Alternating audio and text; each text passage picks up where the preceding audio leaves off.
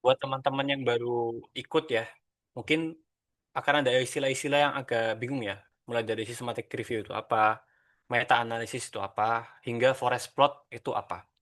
Nah, aku kasih eh, catch up singkat ya. Jadi systematic review, ya systematic review ini adalah salah satu metode atau salah satu jenis paper atau tulisan. Jadi kan paper itu ada banyak ya, ada original. Kalau kita bagi sini ada dua aja. Jadi ada original study, original dan juga ada review paper. Dua ini aja. Kita anggap kita simplifikasi jadi dua ini aja. Original study itu seperti skripsinya teman-teman.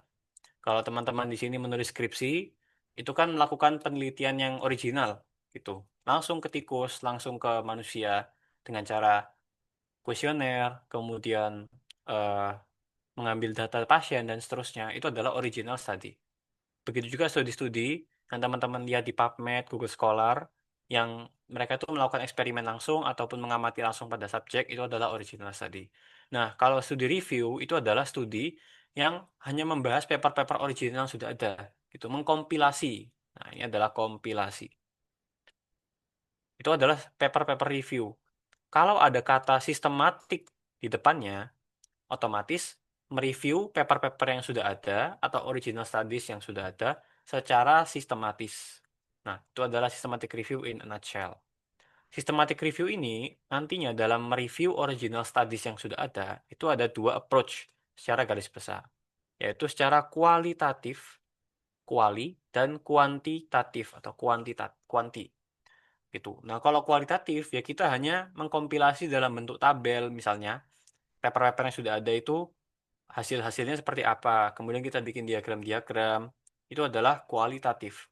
Kalau kuantitatif, ya ini adalah meta-analisis. Salah satu contohnya. Meta-analisis ini adalah salah satu metode kuantitatif systematic review untuk membandingkan antara kelompok intervensi dengan kelompok kontrol. Itu adalah meta-analisis. Sesimpel itu.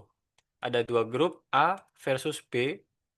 Dari 10 original study yang ada atau 5 original study yang ada terkait topik tersebut A versus B, kira-kira mana yang lebih baik secara kuantitatif dijadikan sebuah angka. Itu adalah meta-analisis. Biasanya orang-orang yang pertama kali menulis meta-analisis ataupun yang baru menulis systematic review dan meta-analisis itu pasti akan terfokus dan terpaku pada sebuah plot namanya adalah forest plot. Gambarannya adalah seperti ini. Ini adalah forest plot. Di mana pada forest plot ini kita menggabungkan semua studi yang udah ada tentang satu outcome. Misalnya outcome nyeri, nyeri pada pasien pregnant atau hamil. Ada 7 studi. Nah, itu dikompilasi semua dan dihasilkan satu angka dalam bentuk diamond ini. Gitu. Dan akan ada angkanya berapa. Odds rasionya atau risk rasionya atau relative risk-nya, risk difference dan sebagainya. Dikompilasi. Nah, untuk orang yang baru menulis meta-analisis ini adalah sangat fancy tentunya. Membuat sebuah forest plot yang menyatukan berbagai studi menjadi satu angka. Ini akan sangat menjadi fokus utama. Tapi sebenarnya teman-teman, pada kali ini, pada malam hari ini, kita akan belajar apa sih core of the core atau inti dari systematic review, di mana sebenarnya core of the core itu adalah bukan forest plot. Itu. Nah, kita di sini adalah meluruskan lagi benang yang kusut itu untuk memahami sebenarnya apa sih inti dari systematic review dan apa yang terjadi kalau kita terlalu terfokus atau terpaku pada forest plot. Oke. Nah, kalau teman-teman nanti mau mereview lagi tentang yang aku sampaikan ini, misalnya nanti sudah belajar tentang meta analisis lebih dalam dari course kami atau dari YouTube kami, nanti review lagi ya ke webinar yang kali ini karena ini adalah webinar yang sangat penting dan jadi pitfall biasanya ketika teman-teman mulai menulis meta analisis. Ini adalah quotes malam ini ya. Systematic review dan meta analisis bukan cuma tentang forest plot. Oke, nah pada malam hari ini kita cuma belajar tiga aja sebenarnya teman-teman. Tiga contoh atau case study di mana kita belajar tentang PICO, heterogenitas, dan certainty. Dari paper-paper yang perlu dikritisi atau yang kurang baik gitu ya mungkin ya. Dan paper-paper yang bagus atau bisa dijadikan sebagai inspirasi. Kita mulai dari case study yang pertama. Di sini aku berikan tajuk ya, apa makna forest plotmu? Nah, di sini aku berikan satu contoh paper. Ini aku cari di suatu publisher ya, atau jurnal namanya Cureus. Nah, kalau teman-teman baru di dunia perpublikasian ini, teman-teman coba cari jurnal namanya Cureus ini ya.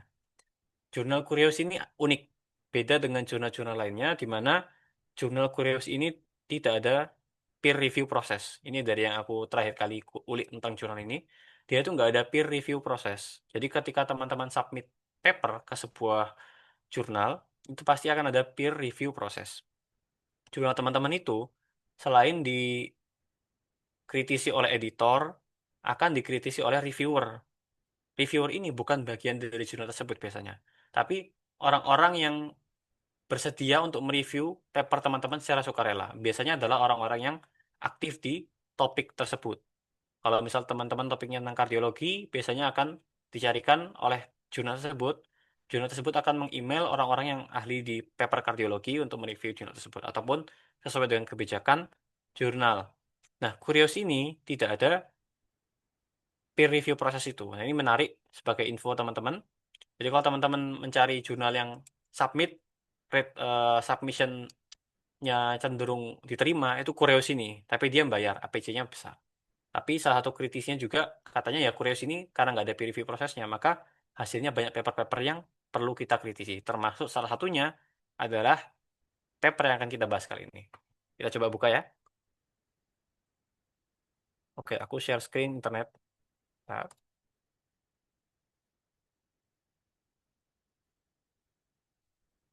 sudah kelihatan ya. Nah, kita akan membahas suatu paper yang berjudul efektivitas dari intervensi non farmako ya. Efektivitas dari non pharmaceutical intervention untuk mengatasi low back pain atau nyeri pinggang terkait dengan kehamilan. Jadi orang-orang kalau hamil itu kan ada barang berat di depan perutnya ya, otomatis pinggangnya bisa sakit gitu. Intinya seperti itu. Nah, kira-kira terapi non farmako atau non obat, kira-kira efektivitasnya seperti apa sih dibandingkan dengan hanya diberikan obat misalnya NSAID, paracetamol gitu. Nah, itu adalah ide dari paper ini. Nah, yang mau aku kritisi, kita kan sekarang membahas tentang forest plot ya. Coba kita lihat forest plotnya di sini. Di sini forest plot lagi-lagi ya, aku mungkin teman-temannya masih belum familiar dengan forest plot. Forest plot ini adalah membandingkan antara kelompok intervensi dengan kelompok kontrol atau yang kalau di sini intervensinya itu adalah kelompok yang diberikan terapi non farmako untuk LBP, low back pain pada kehamilan. Nah, untuk kelompok kontrolnya adalah usual obstetrical care ya. Atau eh, typical care untuk orang-orang yang hamil gitu ya. Nah, di Forest Plot ini itu akan ada di sebelah kirinya studi-studi ya, Agnese et al, Hagstad et al. Ini adalah nama-nama penulis atau autor dari paper yang dimasukkan dalam Forest Plot ini. Kemudian di sini ada kata-kata event dan total. Event total, ini maksudnya adalah kejadian yang terjadi dan berapa total sampelnya. Nah, kalau di Forest Plot ini, event itu adalah definisinya berapa banyak pasien atau sampel yang masih mengalami nyeri pinggang setelah intervensi atau kunjungan terakhir. Itu misalnya dijadwalkan 6 kunjungan. Nah, setelah 6 kunjungan itu berapa sih yang masih nyeri gitu. Nah, di kelompok intervensi atau non pharmaceutical care itu pada studi Ekmasi et al. Itu ada 0 dari total 33 sampel. Sedangkan pada usual care itu 33 dari 33 orang alias 100%-nya itu masih merasakan nyeri. Otomatis menang yang ada non pharmaceutical care-nya. Dan seterusnya hingga studi fast ini 11/55 dibandingkan dengan 35/53. Kemudian tiap studi ini punya bobotnya masing-masing, teman-teman. Studi yang sampelnya besar biasanya itu akan memiliki weight yang lebih besar. Gampangannya seperti itu. Contohnya di sini studi dari Egan ini kan sampelnya banyak ya, 129 ditambah 128. Sekitar 250. Sehingga bobotnya paling besar 18,7. Bandingkan dengan studi dari Agnes et al. Ini kan jumlah sampelnya hanya 33 tambah 33, 66. Nah, dia bobotnya kecil untuk dalam forest plot ini. Nah, Forespot ini menyatukan nih dari Agmes et al. Dan seterusnya ini kira-kira mana sih yang lebih baik untuk mengatasi atau menurunkan nyeri back pain pada intervensi terakhir. Didapatkan bahwa intervention atau non pharmaceutical care itu menurunkan risiko dari atau odds ya dari LBP ini dengan dengan angkanya itu 0,08. Artinya 0,08 ini odds ya. Odds itu LBP terjadi pada kelompok intervention dibandingkan usual care. Ini kecil sekali ya. Jadi sekitar eh, berkurang 92%, teman-teman. Dan ini signifikan karena kenapa kalau signifikan? Karena angkanya nggak menyentuh satu gitu. Kalau satu ini kan netral, artinya sama antara kelompok intervention dan kontrol. Di sini signifikan ya, 0,08 dengan confidence interval 0,02 hingga 0,31.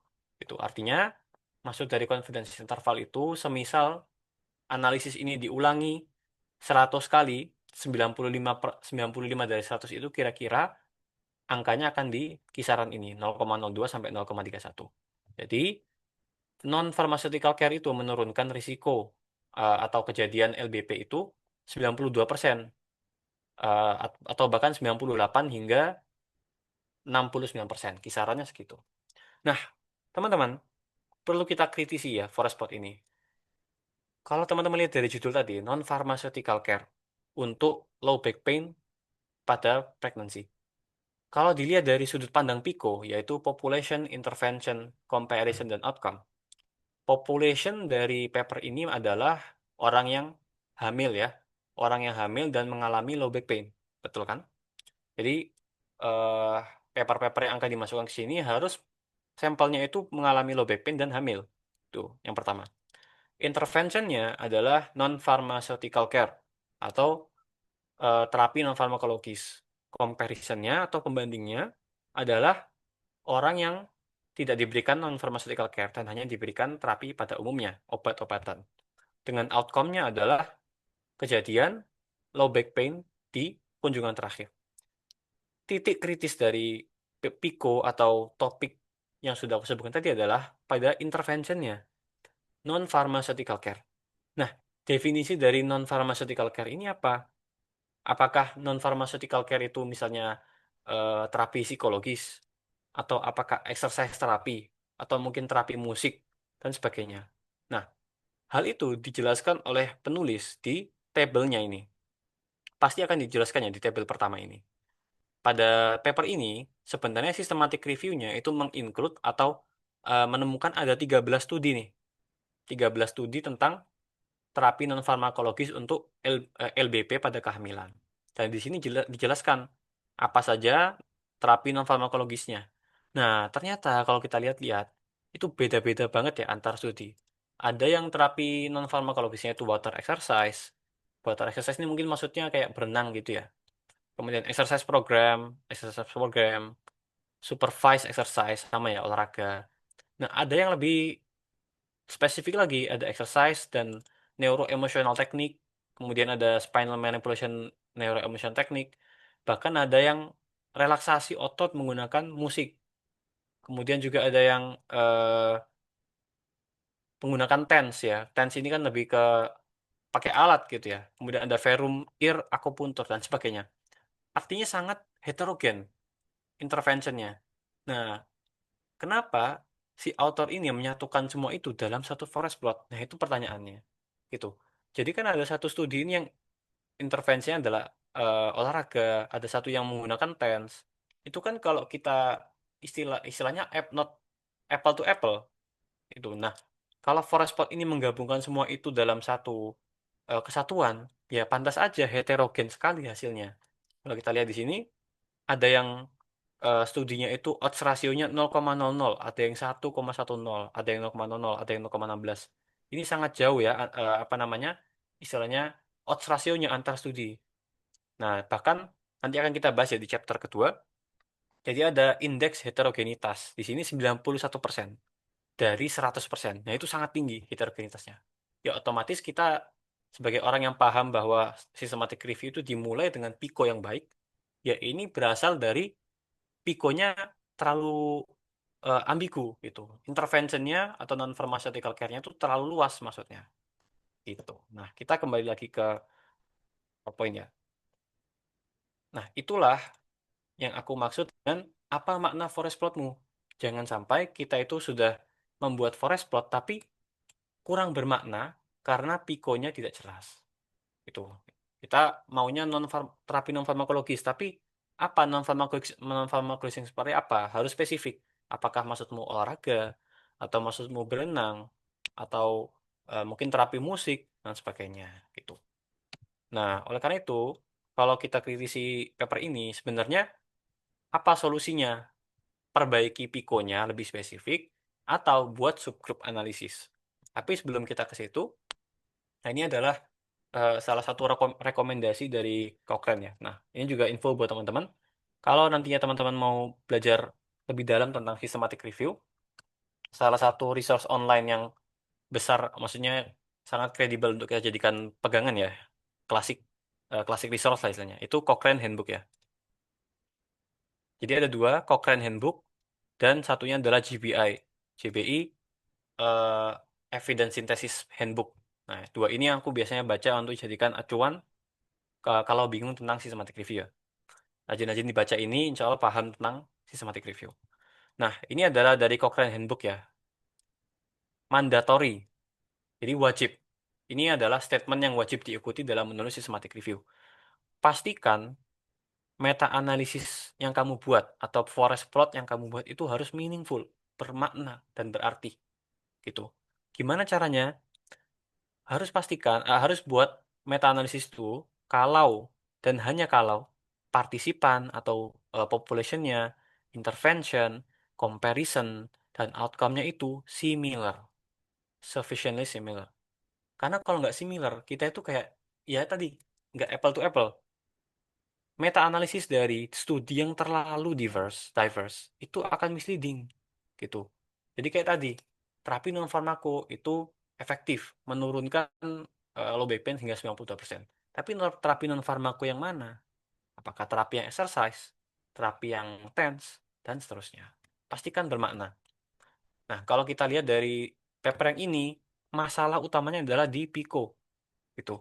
Nantinya ini adalah framework berpikir systematic review ya. Setelah dari Pico, itu baru kita pikir sintesis atau menulis hasil yang baik gitu ya, secara kualitatif dan kuantitatif.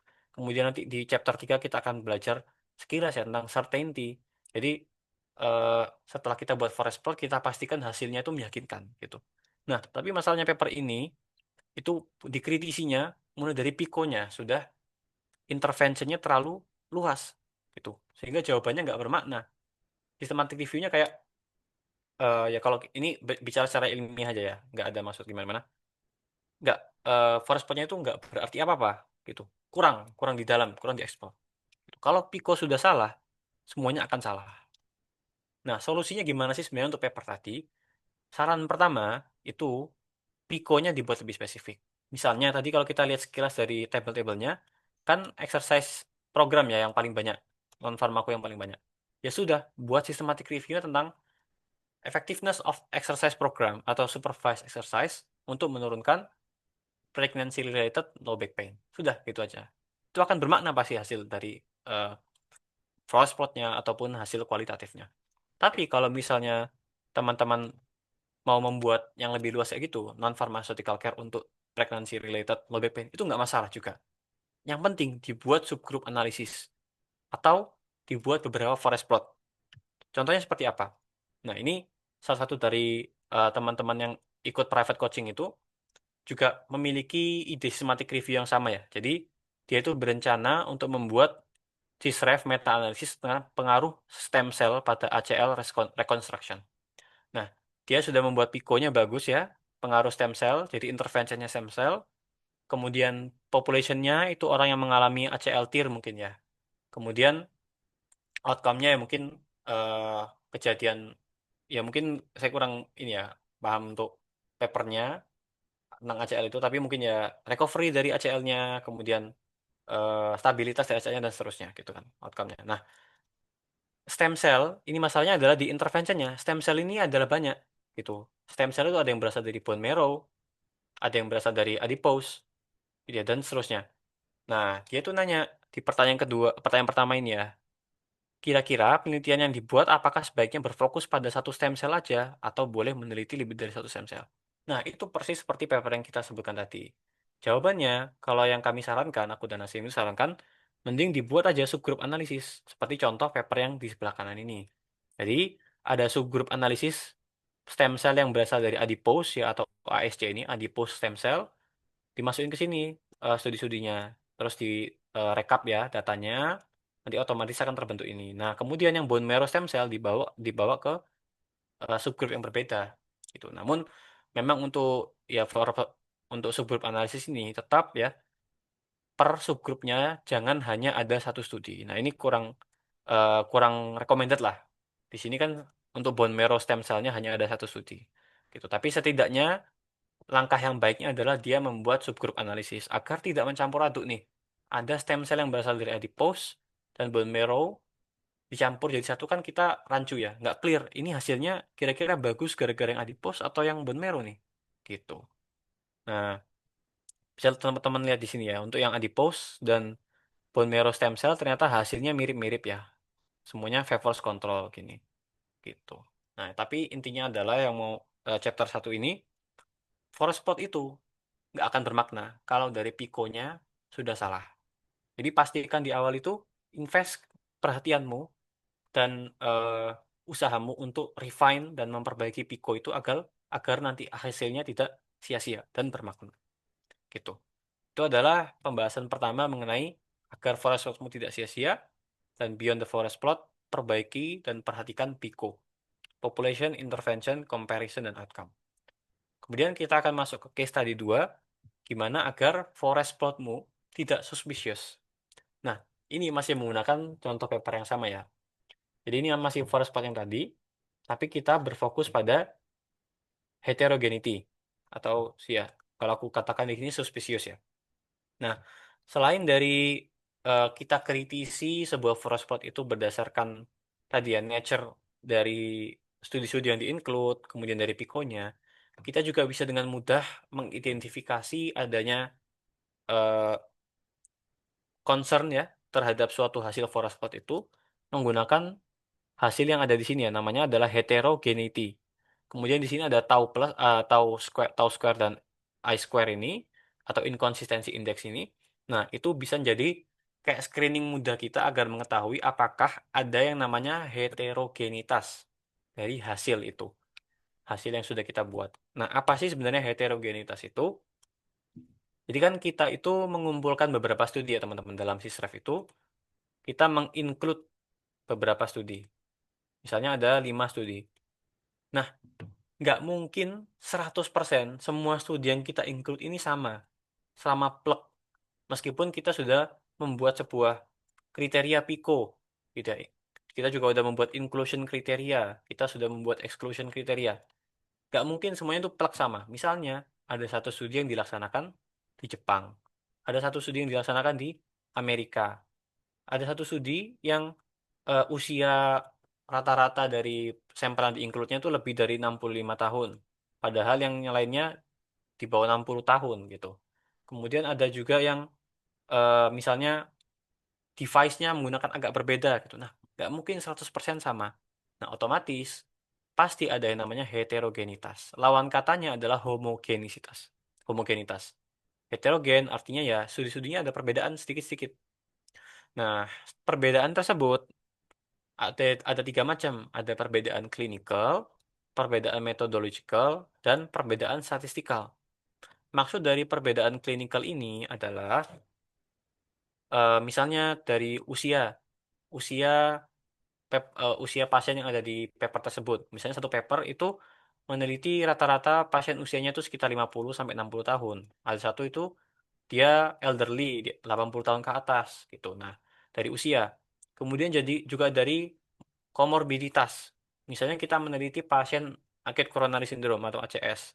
Tapi di satu studi itu banyak proporsi pasien dengan diabetes mellitusnya banyak. Paper satunya lagi ada banyak pasien dengan yang ada komorbiditas hemodialisa gitu ya dan chronic kidney disease dan seterusnya. Itu pasti ada dan kalau mau kita antisipasi 100% agak sulit. Jadi kita harus aware bahwa ada yang namanya clinical heterogeneity. Ada juga namanya methodological heterogeneity. Contohnya yang paling sering ditanyakan ya.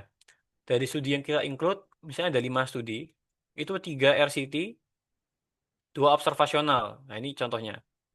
Ini adalah methodological heterogeneity. Contoh lainnya adalah follow up duration.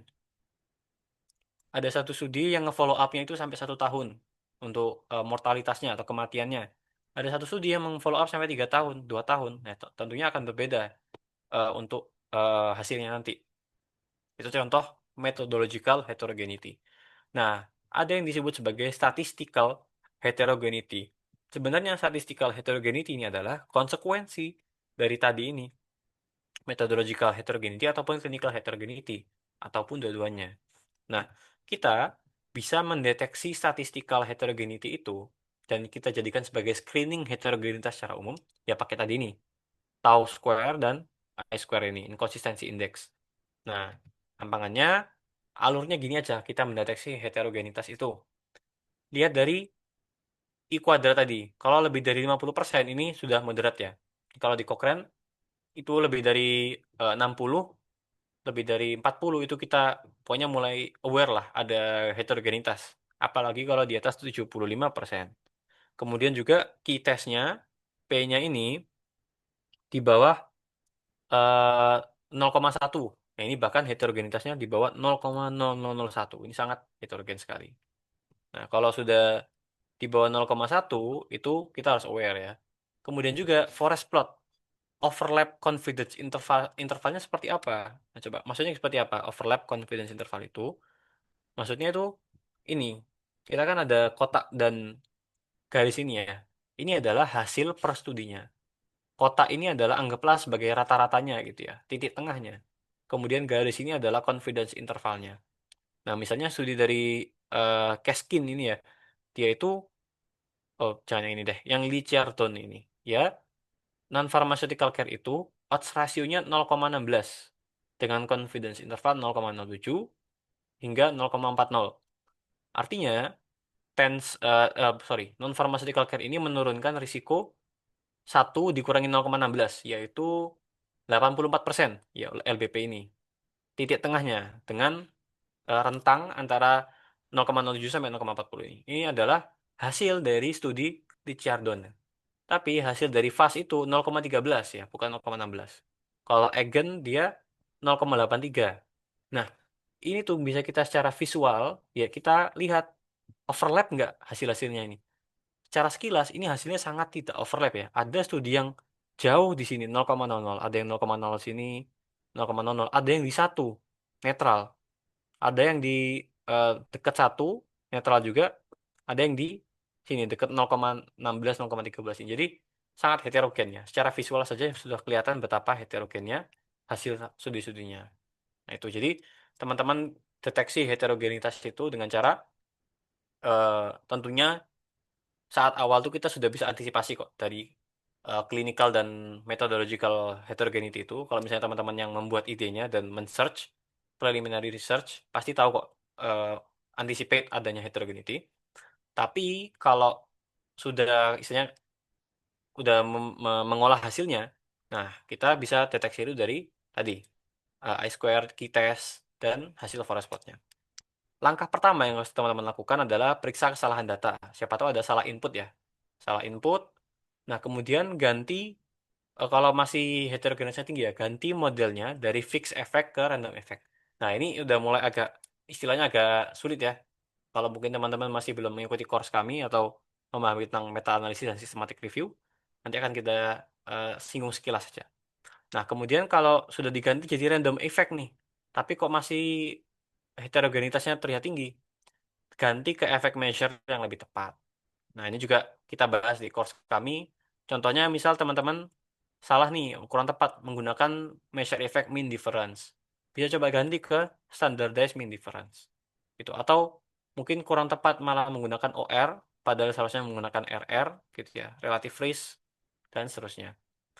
Kemudian langkah selanjutnya yang juga jadi salah satu eh, cara cara explore heterogeneitas yang bagus ya, itu adalah subgroup analisis, sudah kita bahas tadi, dan meta regression. Tapi syaratnya adalah kalau studinya banyak. Ya kalau studinya cuman per subgroup cuma ada satu gitu atau dua ya itu masih kurang sih. Apalagi meta regression ini studinya harus banyak. Salah satu sumber itu menyebutkan ada minimal 10 studi. Nah, dan ini tambahan tambahan concern juga ya. Sebaiknya subgroup analisis dan meta regression ini itu sudah direncanakan atau namanya pre-specified. Maksudnya gimana? Saat kita mau menulis systematic review itu sudah kita rencanakan. Karena kalau misalnya eh, subgroup analisis dan meta regression ini post hoc, maksudnya gimana? Hasil forest plotnya udah keluar, baru kita kepikiran, oh kayaknya kita coba subgroup analisis berdasarkan faktor A deh atau kelompok ini. Nah itu kurang bisa dipercaya atau kurang bisa menghasilkan kesimpulan nantinya gitu. Karena yang terencana itu otomatis pasti lebih baik karena kita sudah membuat hipotesis terlebih dahulu. Kalau kita subgroup analisis dan meta regressionnya post hoc, itu mentok hanya bisa menggenerate hipotesis. Kita nggak bisa menyebutkan di kesimpulan bahwa faktor ini itu menjelaskan hasilnya gitu atau efeknya. Ya, jadi alangkah lebih baiknya ketika kita membuat systematic review itu berpikir panjang, mulai dari PICO, terus kita antisipasi nanti kira-kira subgroup analisisnya gimana kalau kita rencana meta analisis dan seterusnya. Langkah terakhir, kalau misal heterogenitasnya tidak hilang, ya kita otomatis hanya melakukan naratif sintesis dan tidak melakukan forest plot. Tuh. Meta analisis itu tidak wajib, teman-teman. Meta analisis tidak wajib. Systematic review tidak membutuhkan, tidak selalu membutuhkan forest plot ataupun meta analisis. Nah, kita coba bahas singkat aja ya tentang solusi-solusi tadi, tentang fixed versus random effect. Nah, ini tidak akan aku dalami di webinar kali ini. Tentunya eh, paling lengkapnya ada di course kami tentang analisis dan ekstrak data ya. Itu udah lengkap kami jelaskan fix random effect dan juga cara membuat forest plotnya. Nah, intinya adalah dalam statistik meta analisis itu ada dua model pengukuran efeknya, yaitu fixed effect dan random effect. Ini perbedaan mendasarnya adalah pada asumsi ya, asumsi dan tujuan dari pengukurannya. Maksudnya gimana? Kalau pada fixed effect itu kita nganggap semua studi yang kita include itu sama persis gitu ya. Sehingga kita seakan-akan mengumpulkan semua sampel studinya itu menjadi satu. Tidak ada heterogenitas yang bermakna sama sekali. Itu. Dan kalau fixed effect ini kita tidak bisa menggeneralisir hasilnya ini keluar dari semua studi yang kita include itu. Nah, sedangkan kalau random effect itu kita mengetahui adanya heterogenitas yang antar studi itu. Nah, dan kita juga berniat atau goalnya adalah menggeneralisir hasil itu keluar, gitu ya. Jadi ke populasi pada umumnya. Nah, biasanya kalau paper berdasarkan jurnal yang aku baca ini ya, ini adalah alurnya. Kalau biasanya jurnal itu sudah lebih dari 5 studi, otomatis kita akan menggunakan random effect. Apalagi kalau ada statistical atau clinical dan methodological heterogeneity pakai bisa juga pakai random effect atau ya tadi kita tidak melakukan meta analisis gitu. Nah, dan juga kita lihat lagi ke goalnya. Apakah goalnya kita ini mau menginference atau menyimpulkan hasilnya ini ke populasi umum? Kalau iya, pakai random effect. Jadi memang secara umum ya biasanya aku pakai random effect. Kalau studinya sudah banyak dan goalnya adalah membuat ini itu bisa disimpulkan ke populasi umum. Jarang gue pakai fixed effect. Tapi tipsnya adalah hitung keduanya, tapi laporkan di figur utama atau gambar utamanya itu pakai yang random effect. Satunya yang fixed effect taruh di tabel di suplemen. Itu. Jadi salah satu solusi untuk heterogenitas tadi pakai random effect. Kemudian yang kedua adalah subgroup analisis. Nah, di sini aku kasih contoh subgroup analisis yang sangat mendalam ya. Jadi ada satu paper nih, dia itu meneliti efek dari durasi tidur ke berbagai penyakit dan kondisi ya. Contohnya mortalitas, diabetes, hipertensi, dan seterusnya. Nah, di sini bagus sekali. Jadi dia mengantisipasi membuat subgroup analisis berdasarkan beberapa parameter. Gitu. Misalnya apa sih efek dari durasi tidur yang pendek ke kematian gitu ya. Nah, kalau dia menginclude semua studinya ada 36 nih, 36 studi yang melaporkan efek durasi tidur ke kematian 36 studi itu meningkat ya. Ini kita bisa lihat meningkat risiko kematian dengan seiring durasi tidur yang pendek. Tapi ternyata kalau kita lakukan subgroup analisis, kalau pada usia 65 tahun atau ke atas, itu ada 8 studi yang melaporkan usia 65 tahun ke atas itu dia netral efeknya ya, tidak tidak yang harm. Kemudian kalau kita lakukan subgroup meta analisis pada studi-studi yang high quality, artinya risk of bias-nya rendah, itu ada 27 studi, ternyata masih tetap sama ya, seperti all gini. Jadi overall kita bisa lihat meskipun dilakukan beberapa subgroup analisis, ternyata memang durasi tidur yang pendek itu meningkatkan risiko mortalitas, mau pada cowok, cewek, usia di bawah 65 dan seterusnya. Gitu. Jadi dengan subgroup analisis ini kita makin yakin dan heterogenitasnya bisa teratasi. Kemudian misalnya outcome diabetes gitu juga sama dilakukan subgroup analisis dan seterusnya. Nah, subgroup analisis ini bisa berdasarkan apa aja sih sebenarnya? Bisa kembali lagi ke PICO tadi. Kita bisa lakukan ke population. Jadi misalnya ada studi-studi itu yang kriteria diagnosisnya pasiennya harus di atas 100 sekian gula darahnya misalnya. Nah, ada studi yang gula darahnya cut off-nya di atas 200. Nah, itu kita lakukan subgroup analisis. Nanti ada studi-studi, ada 5 studi ini yang cut off-nya 100 miligram, ada 3 studi yang cut off-nya 200 miligram. Ya udah, itu kita buat subgroup analisis. Begitu juga dengan karakteristik. Seperti pada paper ini yang kita contohkan ya. Ada yang usia di atas 65, di bawah 65, cewek, cowok. Nah, itu kita lakukan subgroup analisis. Kemudian, bisa juga berdasarkan interventionnya. Nah, ini contohnya seperti paper yang pada LBP tadi itu ya harusnya dia lakukan subgroup analisis, ada yang exercise terapi, ada yang TENS dan seterusnya. Kemudian juga device. Contohnya biasanya pada operasi-operasi yang ini ya, pemasangan kalau di jantung itu ada beberapa macam device biasanya untuk suatu prosedur. Nah, itu kita bisa juga lakukan subgroup analisis berdasarkan device-nya gitu. Yang satu device A, device A misalnya ada 3 studi, device B ada 4 studi. Nah, itu kita lakukan analisis terpisah, tapi nanti akan ada gabungannya gitu. Begitu juga dengan definisi intervensinya. Kemudian juga dari aspek metodologikal atau studinya. Misalnya desain studi. Kita bedakan subgroup analisis antara studi yang RCT dengan studi yang observasional. Kemudian berdasarkan kualitas dari jurnalnya atau papernya. Di sini contohnya adalah dia melakukan subgroup analisis khusus untuk paper yang high quality alias risk of bias-nya rendah. Begitu juga dengan follow up duration. Misalnya kita lakukan subgroup analisis antara paper yang follow up duration-nya lebih dari 1 tahun versus yang di bawah 1 tahun. Gitu. Jadi subgroup analisis penting, terutama kalau jurnalnya banyak ya kita explore. Ya, tapi harus angka lebih baiknya kalau pre-specified atau sudah dilakukan sudah di planning ya subgroup analisis ini. Dan yang eh, terakhir adalah meta regression. Nah, ini topik yang cukup kompleks sebenarnya, tapi prinsipnya sama seperti subgroup analisis. Tapi bayangkan kalau kelompoknya itu bukan hanya ada 2 gitu ya, tapi kayak berjenjang. Misalnya, salah satu contoh penerapan meta regression itu ya, tahun tahun publikasi.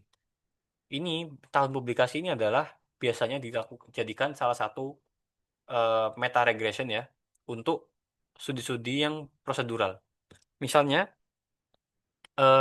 prosedur PCI, percutaneous coronary intervention untuk pasien dengan ACS. Nah, PCI pada zaman dahulu, misalnya tahun 2000-an gitu ya, 2000-an, 2010, tentunya kan akan kalah modern dengan PCI di zaman tahun 2025 nih. Nah, misalnya teman-teman masih mau meneliti nih efektivitas dari PCI untuk ACS gitu ya. Nah, itu teman-teman bisa lakukan meta regression pakai prinsip meta regression ini ya. Itu untuk menganalisis kira-kira seiring tahun, ini misalnya sumbu Y-nya ini mortalitas gitu ya. Mortalitas, sumbu X-nya ini tahun dari 2010, 2015 sampai 2025. Itu gimana nih eh, tingkat mortalitas akibat dengan terapi PCI ini gitu.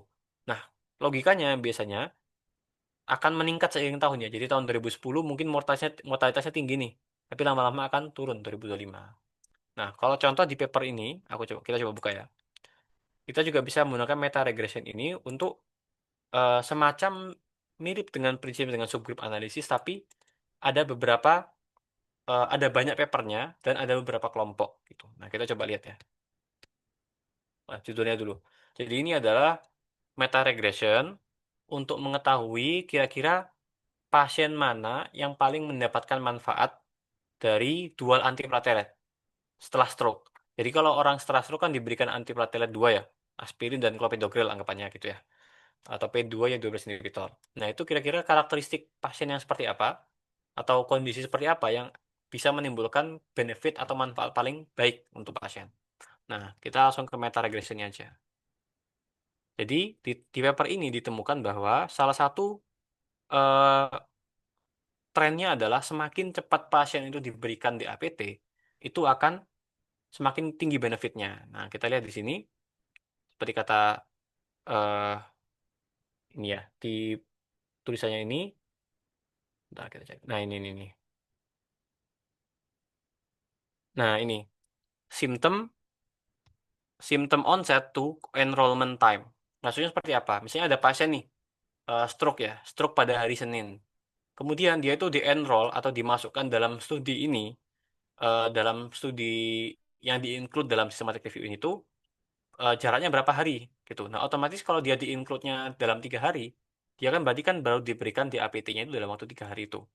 Nah, di sini ditemukan bahwa ini yang di sumbu X ini adalah eh, symptom to onset symptom onset to enrollment time dalam dalam satuan hari ya. Jadi ada yang 75 hari, 900, 100 hari, 125 hari dan seterusnya. Nah, yang ada di sini tuh apa? Bulat-bulat ini. Jadi bulat-bulat ini per satu lingkaran itu adalah satu studi, gitu ya. Jadi ada studi, misalnya studi yang A ini ya, lingkaran yang besar ini, itu rata-rata dia menginclude atau mengenroll pasien dalam waktu ini ya. Coba kita lihat kira-kira dia di antara 75 sampai 100 hari untuk dia memasukkan pasien pasien itu ke penelitiannya. Kemudian juga ada yang lingkaran kecil ini dalam waktu 25 hari. Nah, di sini ternyata setelah dilakukan meta regresi ditemukan bahwa eh, faktor symptom onset to enrollment time ini berperan penting dalam heterogenitas itu, menjelaskan heterogenitas. Gimana cara lihatnya? Ini ada indeks atau eh, R kuadrat ini ya, dia 65%. Nah, kalau teman-teman pernah skripsi dan melakukan ada yang namanya logistic regression ataupun regresi, selalu ada indeks ini ya namanya R kuadrat. R kuadrat ini adalah seberapa besar persamaan atau regresi ini itu bisa menjelaskan heterogenitasnya itu gitu. Mulai dari 0% sampai 100%. Nah, kalau dia 65% artinya faktor symptom onset to enrollment time ini bisa menjelaskan 65% heterogenitasnya itu. Nah, kemudian juga di sini ada sama ya kayak tadi yang kita lihat inkonsistensi indeks atau I kuadratnya ini 23% gitu. Nah, harapannya adalah yang awalnya I kuadratnya itu tinggi, misalnya 50%, 60%, dengan dilakukan meta regression ini dia itu turun gitu. Misalnya ke 23% seperti pada contoh meta regression ini. Nah, gitu ya. Jadi kembali lagi ke slide. Ini adalah dari paper tadi itu ya. Dengan meta regression ini, kita bisa seperti melakukan subgroup analisis, tapi lebih eh, istilahnya faktornya itu lebih banyak gitu ya, kelompoknya tadi. Ini ada studi yang 98 hari, ada studi yang 200 hari, ada yang 25 hari, 10 hari, itu bisa semuanya tercakup. Sehingga kita nggak harus membuat seperti ini. Ini kan contoh subgroup analisis ya. Studi dengan symptom onset to enrollment time kurang dari 7 hari, dan ini ada yang lebih dari 77 hari. Nah, ini adalah subgroup analisis. Ini adalah meta regression. Itu tentunya meta regression ini dan subgroup analisis ini sama-sama diperlukan ya. Kita perlu memilih salah satunya untuk case by case. Tuh. Nah, kita bisa menentukan nih kira-kira heterogenitas yang kita temukan di forest plot kita ini atau studi ini meta analisis kita itu kita explore menggunakan yang mana nih subgroup analysis atau meta regression gitu intinya tujuan akhirnya adalah mengurangi heterogenitas. Oke, terakhir kita akan membahas salah satu inti juga dan aspek penting dari systematic review atau meta-analisis, yaitu seberapa meyakinkan hasilmu. Nah, ini aku juga membawakan ada satu paper yang bagus tentang diet ya. Seberapa bagus sih diet untuk weight loss dan mengontrol tekanan darah, blood pressure dan weight loss ya. Nah, yang aku garis bawahi adalah pada paper ini, selain dia itu memberikan angka, misalnya usual diet dibandingkan dengan usual diet dibandingkan dengan dietary advice dibandingkan dengan diet yang low fat, ini akan ada angka-angkanya ya, kayak 4,37. Misalnya ini adalah dia itu bisa menurun low fat ini dia itu bisa menurunkan weight loss-nya itu sekian gitu ya. Baiknya turun 1,31 kilogram atau eh, sebagaimana dimaksud di paper ini. Nah, yang aku mau garis bawahi adalah pada paper ini dia juga menyebutkan certainty, teman-teman. Jadi nggak semua hasil yang kita temukan di meta analisis kita itu kita yakin banget dengan hasilnya. Nah, kita perlu memerlukan sebuah framework untuk menyebutkan nih atau menyimpulkan di paper kita, kira-kira hasil dari forest plot kita ini atau hasil analisis meta analisis kita ini apakah yakin banget atau nggak seberapa yakin gitu ya. Nah, itu caranya adalah menggunakan grade. Ini ada grade certainty of evidence. Intinya adalah kita itu menilai hasil yang kita hitung-hitung nih menggunakan meta analisis itu seberapa yakin. Nah, ada 5 aspek ditambah dengan aspek studi study design dan ada tambahan 3 aspek lagi ya. Itu yang menentukan seberapa yakin kita dengan hasil meta analisis itu. Yang pertama adalah study design. Maksudnya gimana? Kalau studi-studi yang kita include itu RCT, randomized control trial, ini kan studi yang dia itu ada randomisasi, kemudian ada kelompok kontrol, dan tentunya lebih ketat ya, eksperimental. Itu certainty-nya high. Ini ya, baseline rating of high for RCTs. Jadi kalau studi-studi yang kita include semuanya RCT, ya otomatis certainty-nya high. Nah, kalau non RCTs atau non observasional itu kita mulai dengan low gitu. Nah, kemudian misalnya ada RCT ini kan high, kemudian observasional ini low. Yang high RCT ini nggak pasti sampai akhir dia high. Dan yang low ini belum tentu dia low, bisa bahkan turun sampai ke very low. Kapan suatu certainty itu bisa turun? Karena ada 5 hal ini. Yang pertama adalah risk of bias, yang kedua inkonsistensi, kemudian indirectness, imprecision, dan publication bias. Maksudnya seperti apa? Jadi yang pertama adalah risk of bias. Nah, ini kalau teman-teman mengikuti kita di course-nya itu, memang systematic review itu ada satu metode dan satu section khusus untuk merekap ya. Kira-kira misal kita ada 10 studi, itu kita rekap satu-satu teman-teman. Risk of biasnya seperti apa? Ada template-nya. Misalnya, kalau RCT menggunakan Cochrane ROB Tool, Cochrane ROB 2.0. Kemudian kalau observational study, seperti case control atau eh, cohort, itu menggunakan Newcastle Ottawa Scale, dan seterusnya. Itu kita nilai satu-satu dan laporkan. Kalau misalnya kebanyakan studi kita itu risk of bias-nya tinggi, ya udah nanti bisa jadi kita downgrade nih dari yang low menjadi very low atau yang dari high jadi moderate. Kemudian yang kedua inkonsistensi atau heterogeneity. Nah, ini udah kita bahas ya. Misalnya hasil kita itu dari forest plotnya itu heterogeneitasnya tinggi. Dari clinical and methodological heterogeneity-nya ada. Jadi concern. Nah, itu juga bisa kita downgrade nih certainty-nya.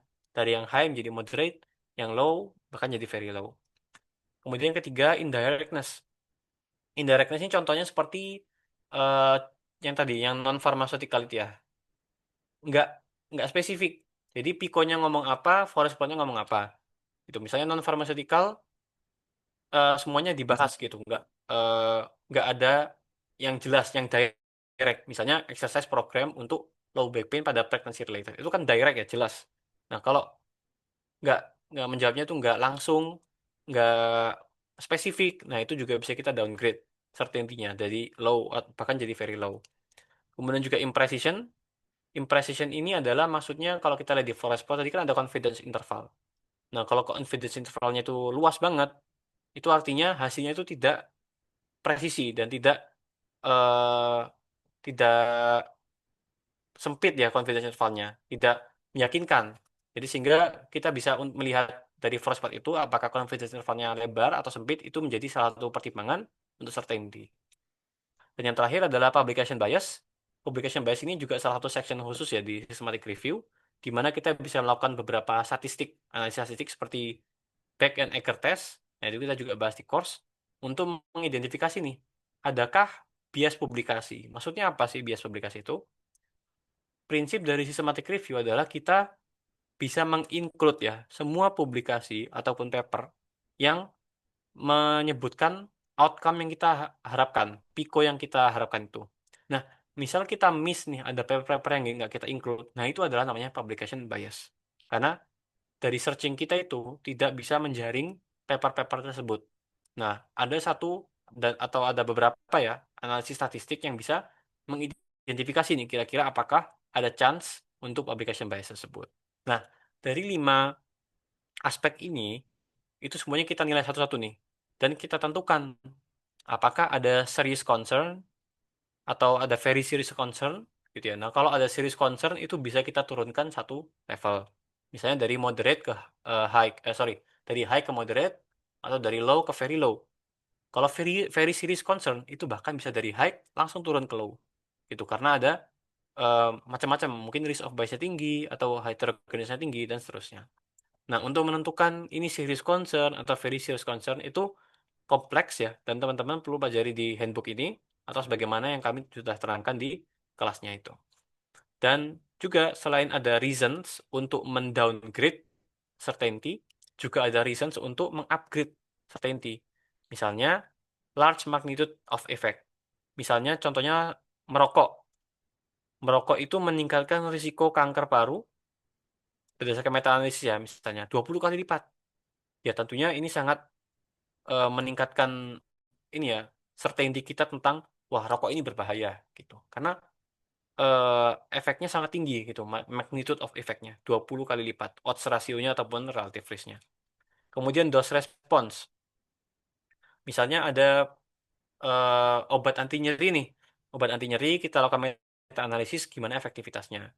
Nah, obat anti nyeri ini ada paper-paper yang menggunakan dosis 500 miligram dan ada yang dosis 1000 miligram gitu. Nah, setelah kita lakukan subgroup analisis atau meta regression, ternyata seiring dengan dosis meningkat, fast atau nyerinya itu menurun.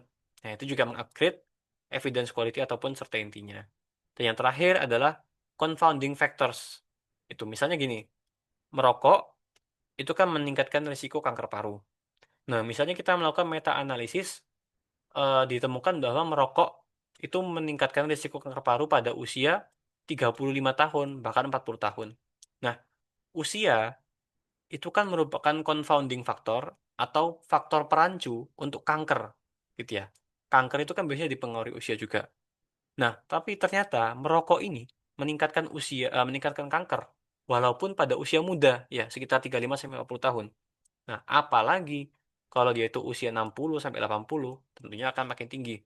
Nah, jadi salah satu faktornya juga adalah ketika confounding faktor atau faktor perancunya itu yang ada itu justru akan menurunkan risiko efeknya atau yang tidak ada malah meningkatkan risiko efeknya gitu. Jadi intinya makin kita tidak perlu ragu bahwa hasilnya ini akan dipengaruhi confounding factor. Karena kalau confounding faktornya ada pun seharusnya risikonya malah tambah tinggi gitu. Jadi itu adalah tentang certainty of evidence.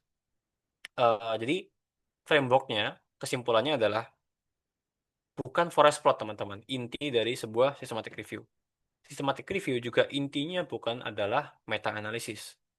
Inti dari systematic review adalah kita membuat sebuah research question nih. PICO, Population, Intervention, Comparison, dan Outcome. Kemudian kita cari secara sistematis evidence yang sudah ada, lalu lakukan sintesis dari evidence tersebut secara kualitatif nomor satu. Dan kalau memungkinkan dan eh, eh, istilahnya boleh gitu ya, sufficient, ya kita lakukan kuantitatif.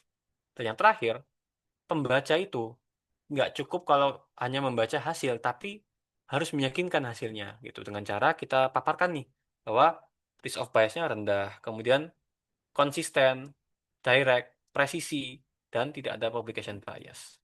Gitu. Jadi yang take away-nya pada malam hari ini adalah bukan hanya sekitar ada angka, tapi angka tersebut harus bermakna dan meyakinkan. Itu mungkin yang bisa aku sampaikan. Dan jangan lupa untuk melengkapi eh, ilmu yang teman-teman take away pada malam hari ini, akses course yang kami berikan, karena di situ teknik-tekniknya seperti analisis forest plot tersebut, kemudian juga subgroup analysis dan meta regression, itu kita tentunya berikan akses ke orang yang mengakses kelas kami. Gitu. Mungkin itu yang bisa aku sampaikan. Kita lanjutkan ke si tanya jawab. Aku serahkan ke Nasim lagi.